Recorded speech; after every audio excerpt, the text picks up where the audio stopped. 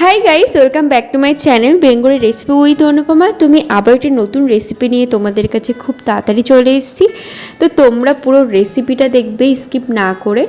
তো তোমরা পুরো রেসিপিটা দেখো, দেখে আমাকে কমেন্টে জানিও রেসিপিটা কেমন হয়েছে। তো আজকের আমি রেসিপির নাম যেটা দিয়েছি সেটা হলো চিংড়ি মাছের পোস্ত ঝাল। তো ফার্স্টে চিংড়ি মাছটা ভাজার জন্য আমি হলুদ আর নুন দিয়ে মাখিয়ে নিয়েছি। তারপরে তেলটা গরম হলে মাছগুলো আমি ছেড়ে দেব।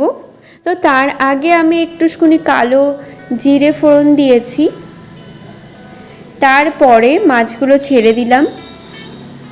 কালো জিরে ফোড়ন দিলে একটা গন্ধটা ভালো আসে, তো তার জন্য জিরে ফোড়নটা দেওয়া। তো তারপর আমি মাছগুলো সুন্দর করে ভেজে তুলে নেব, একটু লাল লাল করে ভেজে তুলব।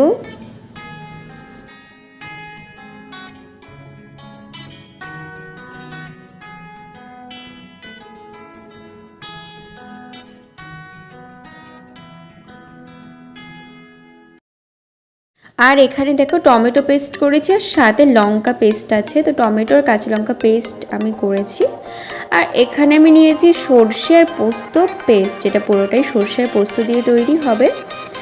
তো তোমরা বলতে পারো এটা হচ্ছে চিংড়ি মাছের সর্ষে পোস্ত একটা রেসিপি বলতে পারো। তো এবার আমার চিংড়ি মাছ ভাজাটা পুরো কমপ্লিট হয়ে গেছে। তারপরে আমি এর ভেতরে টমেটো পেস্টটা দিয়ে দেবো।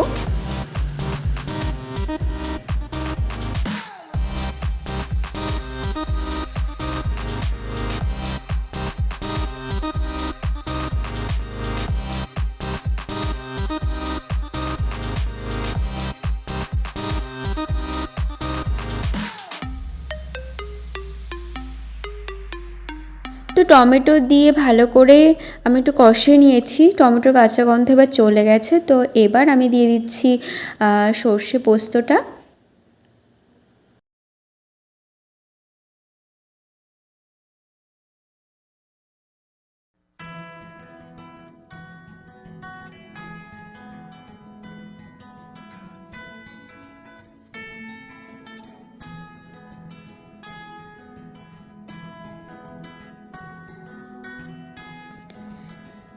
দিচ্ছি এবার আমার পরিমাণ মতো নুন দিয়ে দিচ্ছি।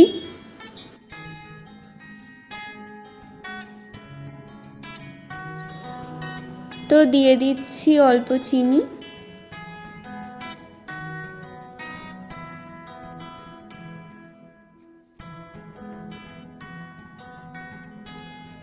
দিয়ে দিলাম অল্প হলুদ আর একটু শুকনো লঙ্কার গুঁড়ো।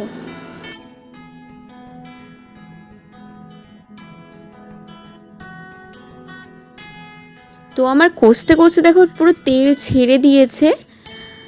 আর আমি একটু ঢাকা দিয়ে রেখে দিয়েছিলাম যাতে আরও বুঝতে পারো। একদম দেখো কষে গেছে পুরো। তোমরা দেখো গাইস কত সুন্দর লাগছে দেখতে রেসিপিটা।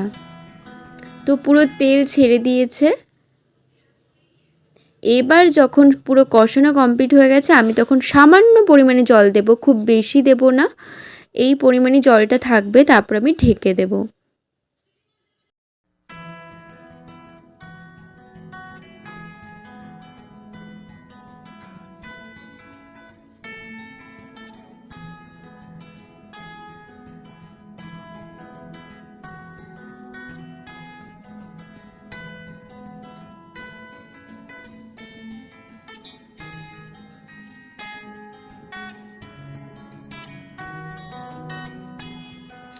দেখো পুরো কষে এসছে, পুরো একদম দেখতেই পাচ্ছ কতটা সুন্দর খেতে লাগবে, তোমরা দেখেই হয়তো বুঝতে পারছো।